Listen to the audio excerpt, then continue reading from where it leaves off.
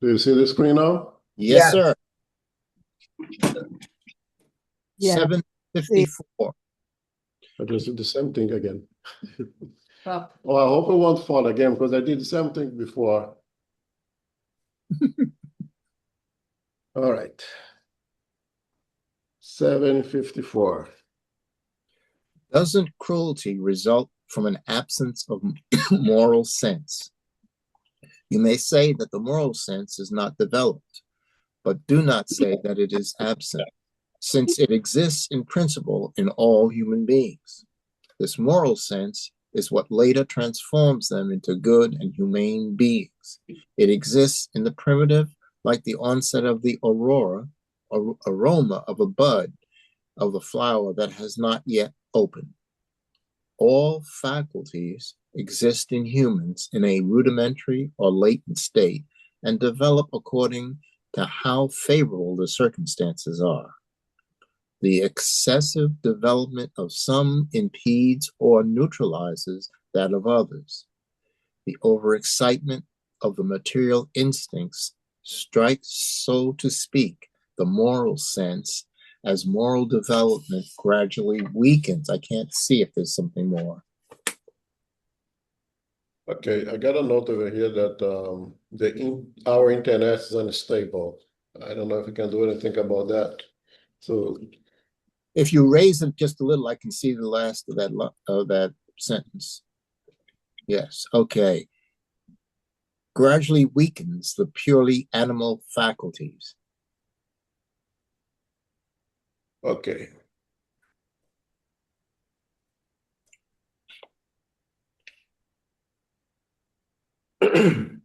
So does cruelty results from the absence of moral sense of the moral sense? And the Spirit tells here, be careful this word. You may say that the moral sense is not developed.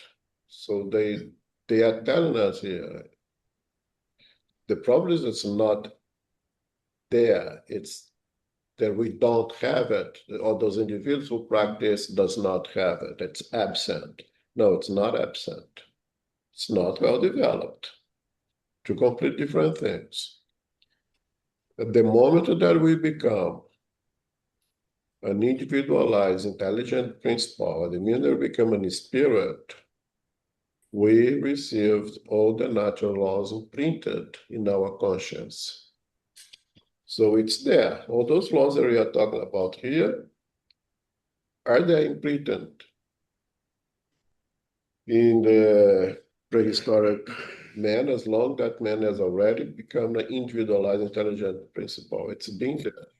It's been there in the conscience of Pontius Pilatus when he chose to put Jesus on the cross. And all those individuals who were plotting, that's it was there.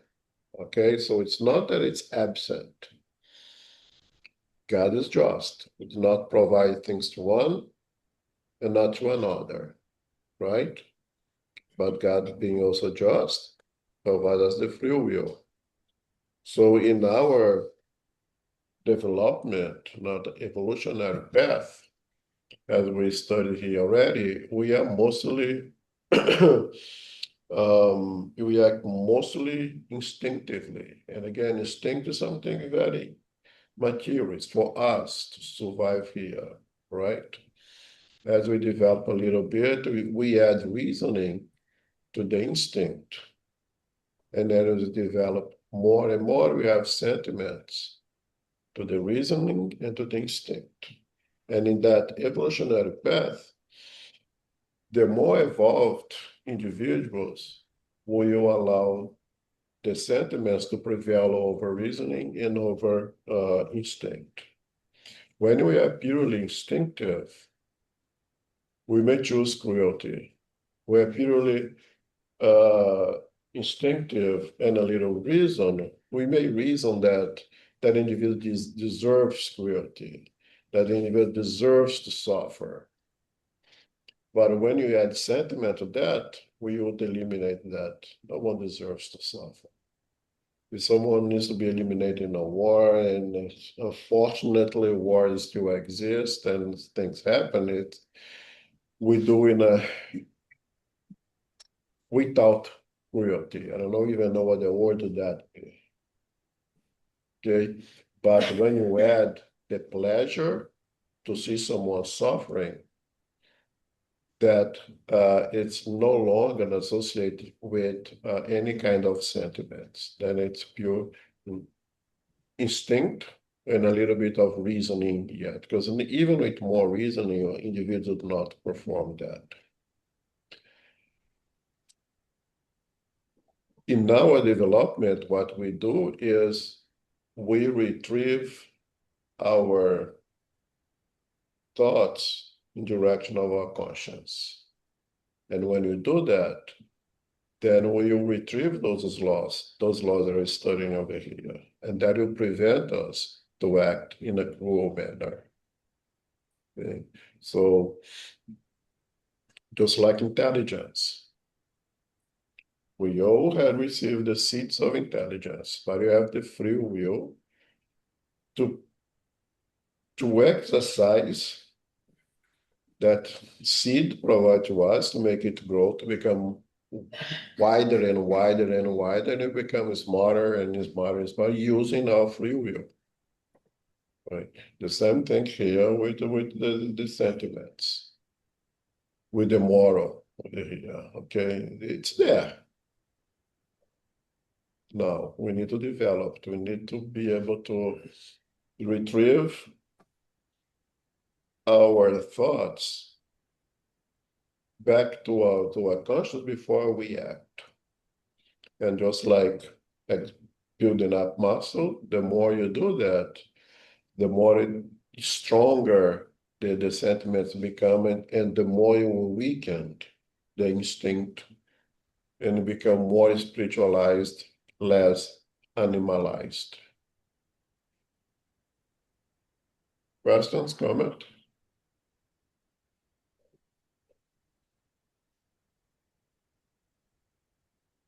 $7.55. That's an interesting one. Why is it that in the most advanced civilizations, there are individuals who are at times as cruel as barbarians? For the same reason that on a tree loaded with good fruit, there is always some that is rotten. Such individuals have, if you wish, only the appearance of civility, like wolves. Has to be raised for me to see the rest. In sheep's clothing, lower order, very backward spirits may incarnate among advanced people in the hope of their own progress. However, if the trial is too difficult, their barbaric nature prevails. Okay. So we can only learn from those who know more than us, right? We can learn through our own experiments and figure things out, but most often we learn from those who have gone through some kind of experience, have learned something, and pass it to us. That's how we evolve, right? If you take the smallest nucleus in society, the family, we see very often that, let's say, a family of like 3, 4 kids, let's say 4 kids, that receive the same education, good education from the parents, go to the same school, eat the same food. So they come from the same genetic pool, they eat the same food, they go to the same school, and some will be so different. One out of 3 will be, how? Be scratching your head. How is that even possible? So if you can see the causes in this present existence, again, same genetic pool, same food, same school, same household, why is it so different? So the reason has to be of previous existence, from the spirit, what the spirit brings with them, the bag that the spirit already bring with them, or the lack of a bag in some cases, right? And why that happens? One, Because again, if that one that is falling behind needs to learn, it needs to be exposed to those who are able to provide some learning to that individual. Another reason is mom and daddy have their karmas also. Maybe mom and dad have dropped the ball in the past with that child that dad received as a child. It was extremely rebellious, and now it's your time to make the necessary corrections. It's part of your duty to make the reparations, and that rebellious one is so rebellious, perhaps because what mom and dad, or mommy or daddy, or one of the siblings perhaps did in the past, and now they have an opportunity of reparation. If we expand that to a bigger society, we're talking about here the smallest nucleus, a family, to a larger community, let's say a country that also have their karmas. Countries also, a collection of individuals, they also have the collective karma. And perhaps what they have done in the past collectively, they will have the opportunity to repair, receiving now those individuals that one would call, say, there's the backwards. They are lacking in education. They are lacking in moral values. Okay, so two things here happen. Those individuals who come in those societies, a society that is more civilized, or they're trying to avoid here, but that has eliminated some kind of vices collectively, and that individual shows up with all those vices. Well, that individual needs to learn for those who can teach them, and that collective individuals that form a country, that form a state, whatever you want to say it, also is having an opportunity of reparation. So it is a trial for the individual. This is an opportunity. You're going over there, to graduate, to leave this stage and move up. We're going to put you with people who are able to help you out, but you have to make good use of this opportunity. And for the older ones who are already got to that higher step, higher level, so these brothers and sisters of yours, to whom you own a little favors over here for what have done in the past, is an opportunity for reparation. And that generates progress for both. Those who are being an opportunity to practice what you may call a charity, assisting those to catch up, and for the ones who needs to do the catching up. That's why you're going to see in most communities and most societies, even the ones who elevate themselves morally above average, individuals are still kind of lacking behind. Questions, comment?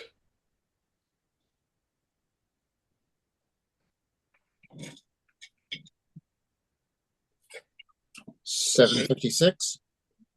Yes, please.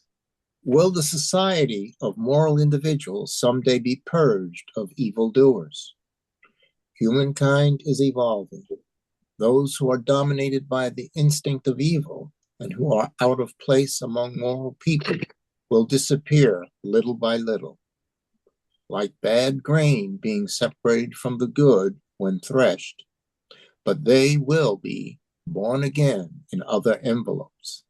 Then, with more experience, they will comprehend good and evil better. You have an example in the plants and animals that you have learned how to perfect by developing new qualities in them. Very well. It is only after many generations that perfection becomes complete. This is a picture of the different existences of human beings. So the law is of progress. Humankind is evolving. Sometimes we scratch our head and doubt his statement. But if you make a quick flashback and go back thousands of years ago, and you see that we are progressing.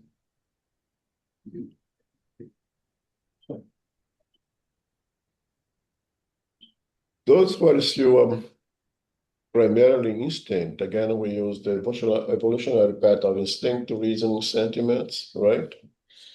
Those were still misusing the intelligence, misusing their free will, not retrieving their conscience and the decision makers. We insist in stay in a state that is much closer to the animalia than to humans, will disappear.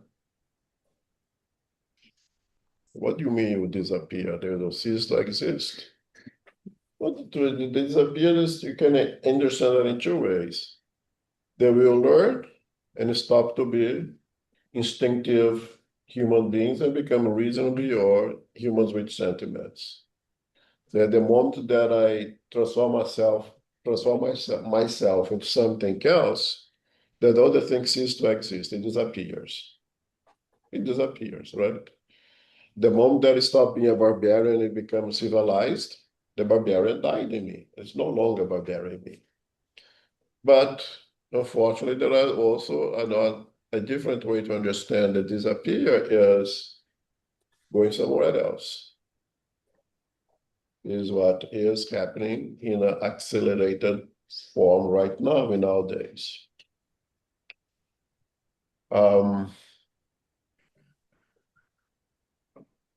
When this says here, those who are out of place among moral people will disappear little by little.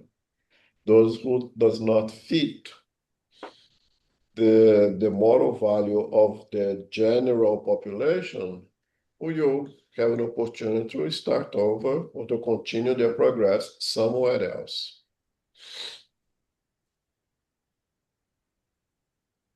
The spirits use the example over here of the way we have changed the cultivation of some plants and even animals. If you go to the supermarket today and buy whatever you buy today, broccoli, onions, tomatoes, corn, none of them is in its original form. None of them. There is nothing that is the way it was created at the very first time. We modified everything and we modified for the better. I know there is a lot of people that says that, no, you say that, but you modified for the better. We need to feed people. At one time, let's say a chicken would spend up to 3 months to be able to become food, to grow to maturation, to give food. Now it's 45 days. 45 days from hatching, that thing is ready to be consumed. Much bigger than the other 3 that they developed 3 months ago. We modified genetic engineering, modified chickens, and that goes for everything, and that's for the better.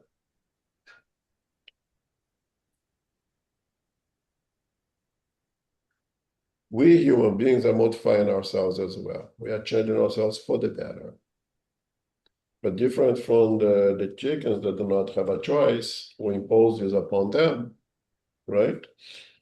We have a choice. We have free will.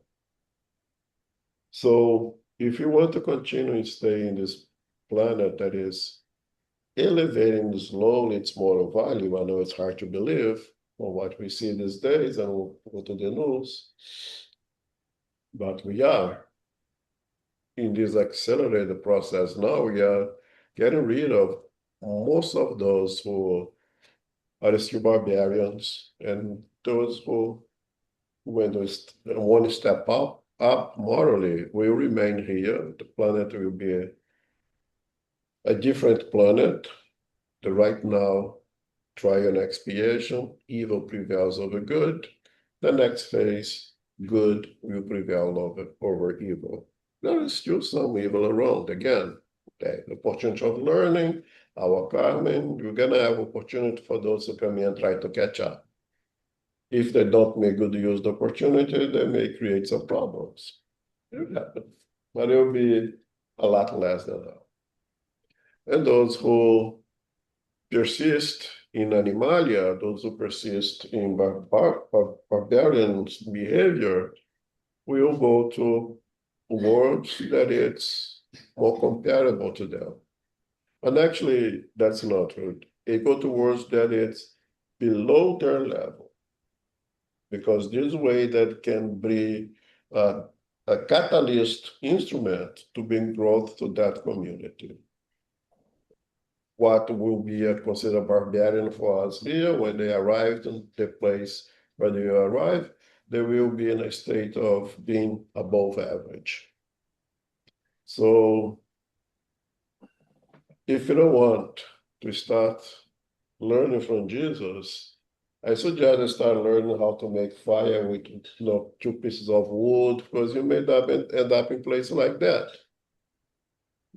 Start learning how to melt some minerals to make copper, because over there there'll be no copper, no fire yet.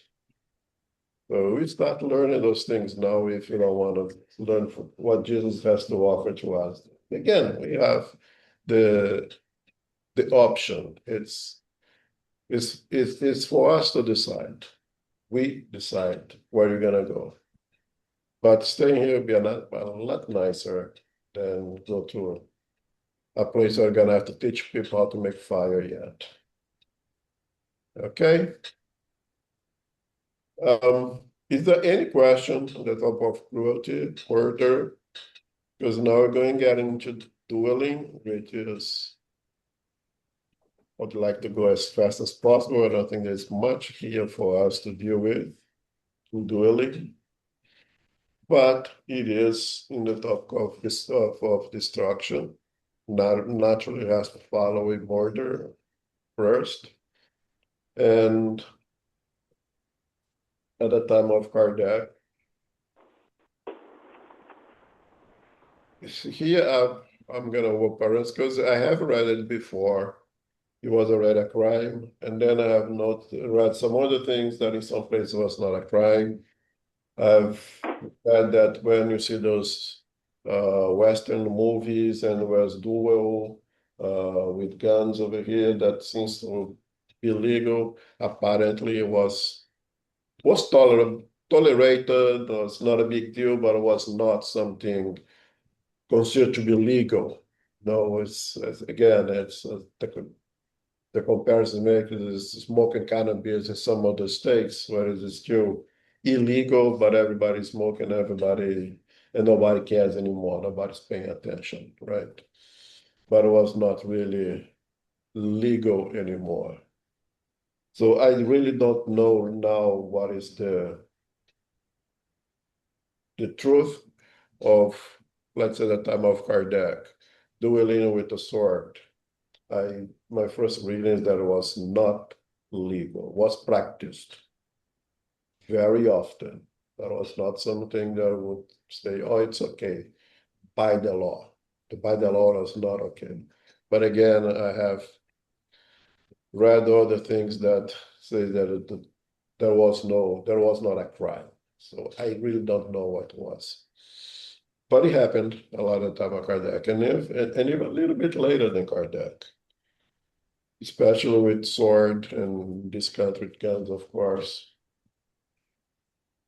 But we're going to put dueling here as a deal on a court between two individuals to go in some kind of combat in which one would survive or they would die.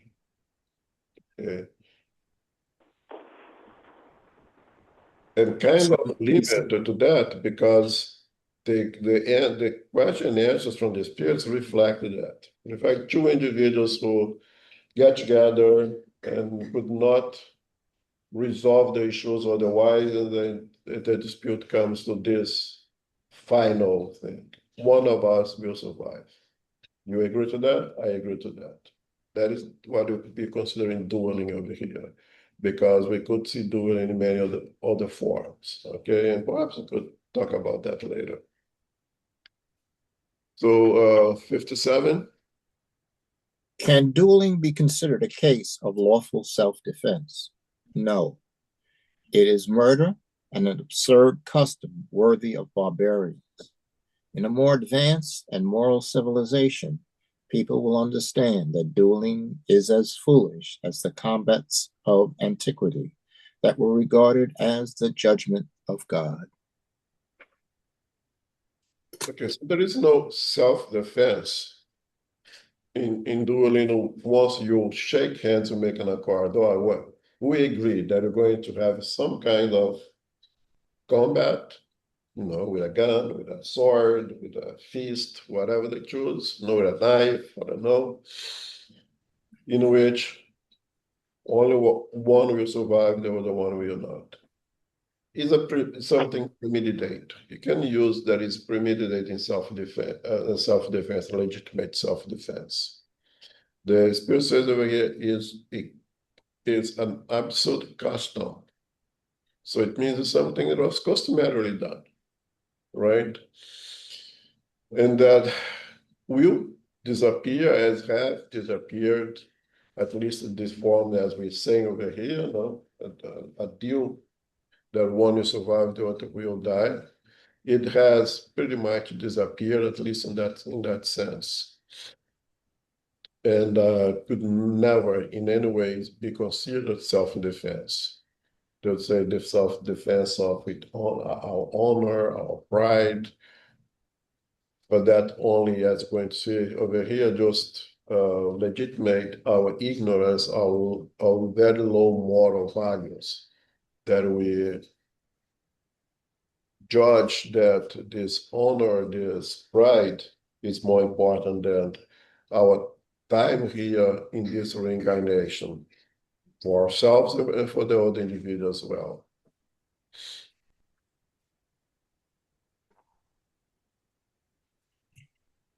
$7.58. Yeah. Can dueling be considered as murder on the part of him who, knowing his own weakness, is almost certain to be killed? It is suicide. And when the odds are equal, is it murder or suicide? It is both. In all cases, even in those in which the odds are equal, the doer is culpable, first because he coolly and deliberately attacks the life of his fellow man, second, because he exposes his own life needlessly and without benefit to anyone else. Okay. So the first question, can dueling be considered a murder on the part of him who, knowing his own weakness, is almost certain to be killed? Well, if I don't know, a professional MMA guy, is used to, punch people right and left, invites me for a duel inside all of the MMA thing, and I choose to go, what am I doing? I'm committing suicide. That man will last, you take him 15 seconds to eliminate me easily. If I agree to something like that, I'm suicidal. If someone who is very good at shooting fast with a gun, challenge someone who never put their hands on a gun, and that silly one accepts the duel. Again, you're talking about acceptance, making a deal. So yes, we're going to do this. It's committing suicide. It's someone who's even worse, is such a coward, has no, cannot do it himself, cannot kill himself in a suicide, get someone else to do it for him or her. But it's still the suicide. Now, the second option, Kardec is not satisfied here, right? And the Spirit says it is suicide. Okay. So Kardec asked then, and when the odds are equal, now it's 50-50. Now that MMA guy joins with another MMA guy, and they are equally good. They're equally barbarians, they're equally good. Then they are both murder and suicide at the same time, because the odds of them taking a life just for pride is murder, and accept the chance of being killed just for pride is suicide. So it's both. One will be seen as the murdered, one will come out alive of that duel, and the other one will be seen as a suicide. But in reality, both are both things, because it's 50-50. It's just yes, that's right. Just by it's a toss of the coin now, because if they are equal, both have the equal probability of killing or being killed. And if they both shake hands, agreeing to that, then they're both with the intention of murder or dying there. So it's both suicide and murder at the same time. Any questions? Anybody disagree?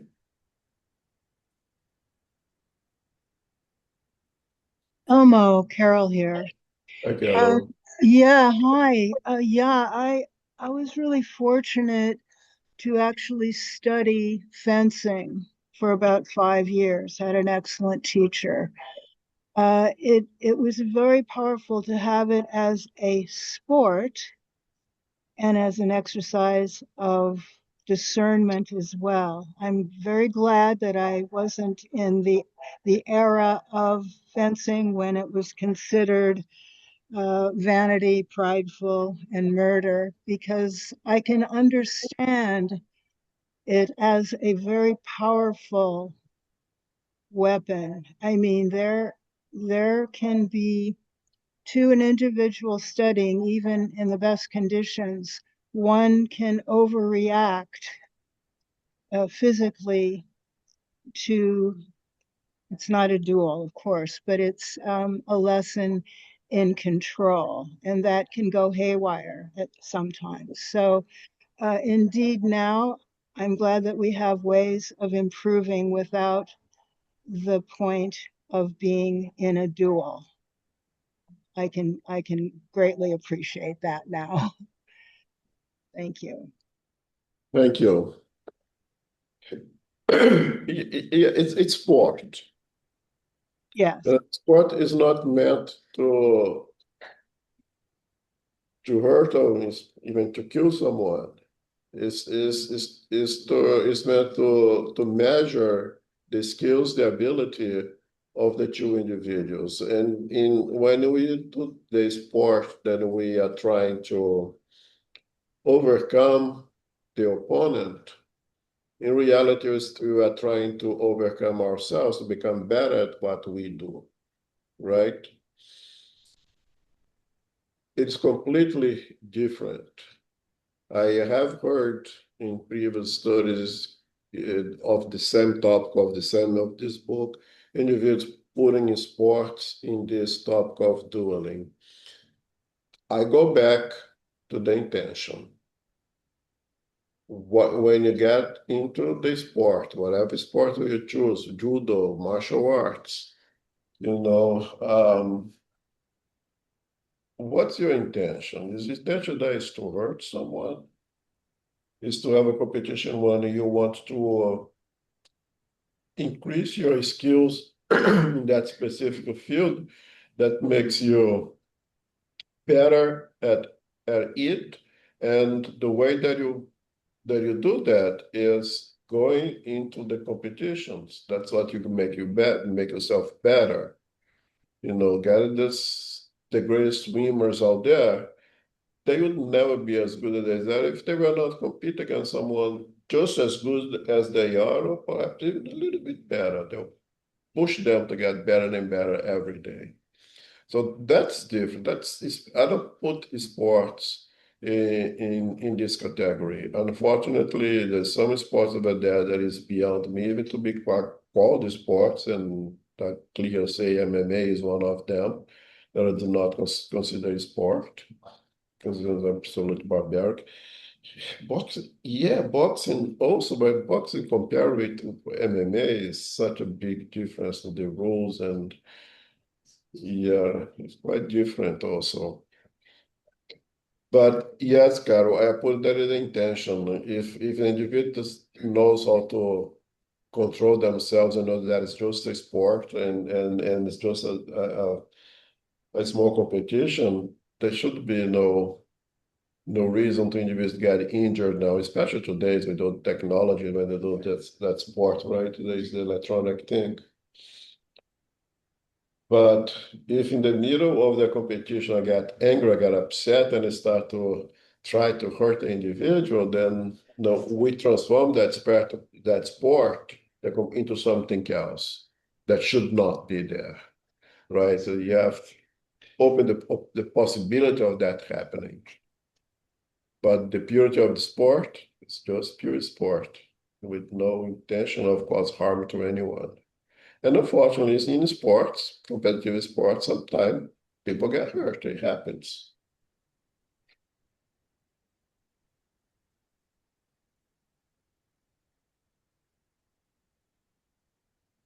Okay, 59. In dueling, what is the value of what is called the point of honor? That of pride and vanity, two sores of humankind. But aren't there cases in which honor really is at stake and where refusal would be cowardice? It depends on customs and usage. Each country and each epoch has a different way of regarding such matters. Nevertheless, when human beings are better and more advanced morally, they will understand that the true point of honor is above earthly passions, and that it is neither by killing nor by getting themselves killed. I can't see the rest.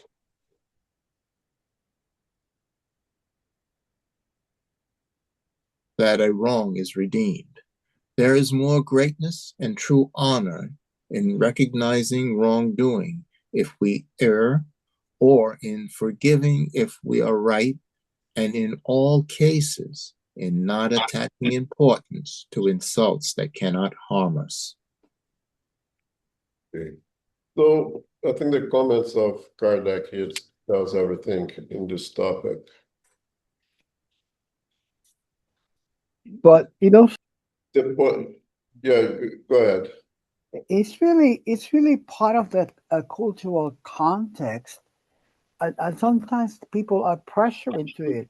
The famous one of our founding fathers, Hamilton, died in a duel, and not only him, his son also died in a duel. And he even told his son, "Don't shoot to kill." And even he did it kind of reluctantly, but he had to because of the pride. But I see it shows here what I mean, that part of history, that sometimes we are kind of forced by tradition and by culture to do things that even when we don't agree with it.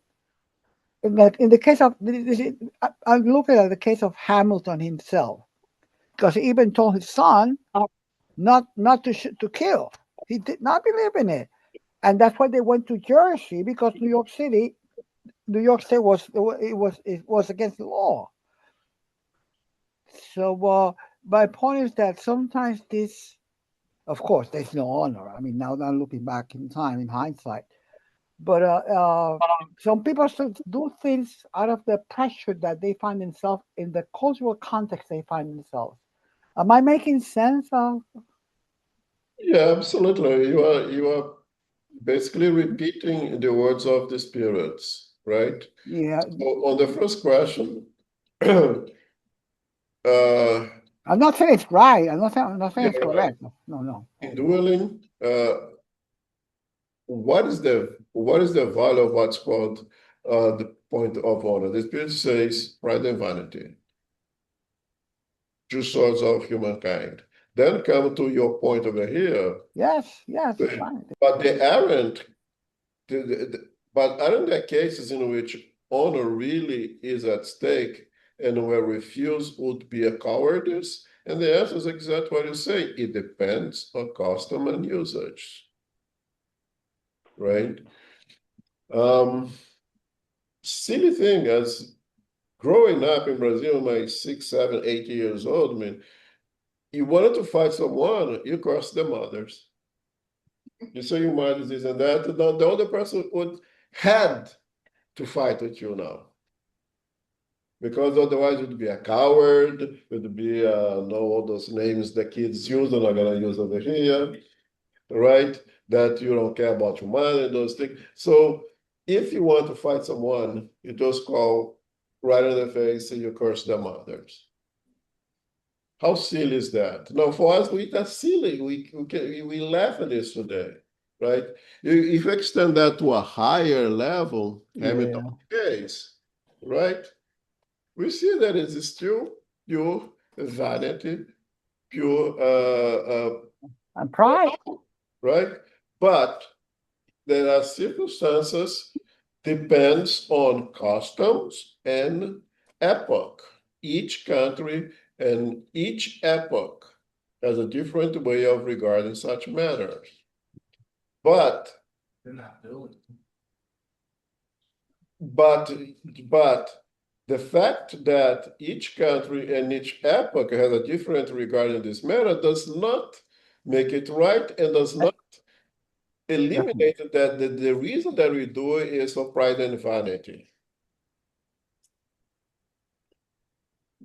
I can consider the possibility of an individual disagreeing absolutely with the question of dueling, saying it's ridiculous, but because of its position, because of its country, its culture, its epoch, it may have to go against his or her own beliefs and agree with a duel. I don't know if that's the case of Hamilton. It sounds to me that it's somewhat like that, and it's not something he would be agreeable to, but in his position, that time, in that situation where he was, he had basically no choice. He needed to go along with that scenario. Right? But it doesn't make it right and does not eliminate that they do that in that specific culture, in that specific time, epoch, they were putting pride and vanity on top of priorities. And that's why it also come to have those duels at that in that specific culture and that specific time. Does it make sense? One question. Is it practiced nowadays? Is it practiced formally nowadays in some countries? I'm asking myself, Oh, you know what? It's more like mental dueling and bullying on social bullying. media. Exactly. Yeah, it's sort of Yeah, morphed. bullying. Yeah. Yeah, it's sort of morphed, I think. Very good. Very good, Carol. Exactly. Yeah. So legally, a duel as in which one will survive, what will die. No, as much as it's not really legal. But I imagine, I can say for sure that in some parts of this world it's still well tolerated. That yeah. the law, the legal system, you pretend that they didn't see it, kind of thing. I can see that possibility. But the comments of Kartak is the most important, right? That there is more greater and true honor recognize wrongdoing. If you made a mistake, you say, I'm sorry, you have to deal with the consequences of my mistake. Or in forgiving, if you are right.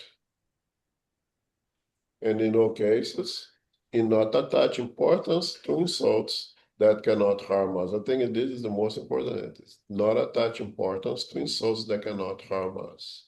So if somebody curses my mother today, I'll just have to smile and laugh and keep going.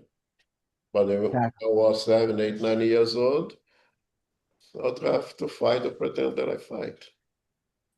I was lucky I was above average in size, so people do not do that to me. They didn't have to fight. I didn't have to embarrass myself because I never learned how to fight.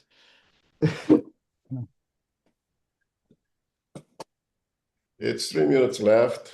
This is a good one. The next one, death penalty. Wow, I'm serving that for João. that's a good one.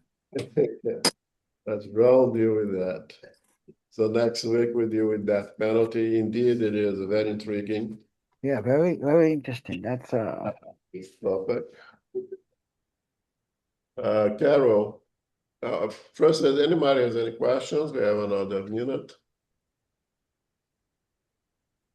Nope. So, Carol, final prayer, please. Oh, sure. Thank you. Thank you very much, Almo, for hosting for us this evening. And thank you, Philip, for reading for us. And thank you, everyone, for being here, present, and participating. Infinite Creator and Supreme Intelligence, we give thanks to be together for our studies of the Spirit's Book, Chapter 6, The Law of Destruction, our topic being murder, cruelty, and dueling. We should do the best to preserve our life and society by way of understanding, consciousness, and compassion, even during wars.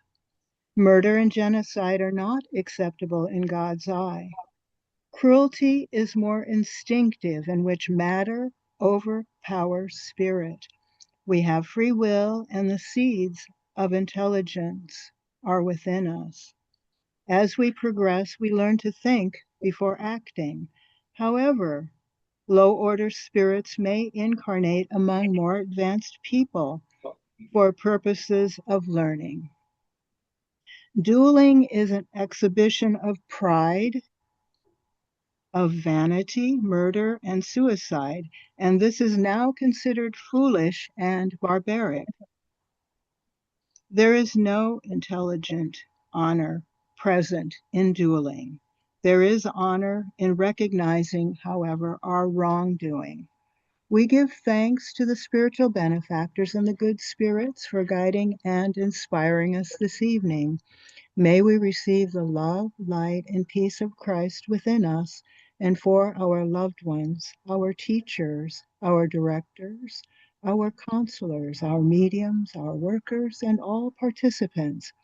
We pray for inner peace and especially now for world peace and for those who are suffering in the physical and spiritual worlds. We pray for our center, SGNY, and all spiritual centers throughout the world, that they may grow, prosper, expand, and be protected throughout the day and throughout the night. As we close, we humbly ask for safety and protection as we return to family, friends, loved ones, and coworkers. May we go forth now as beacons of love, of light, of peace, of service, and charity, which is love in action. May peace and love prevail. So be it.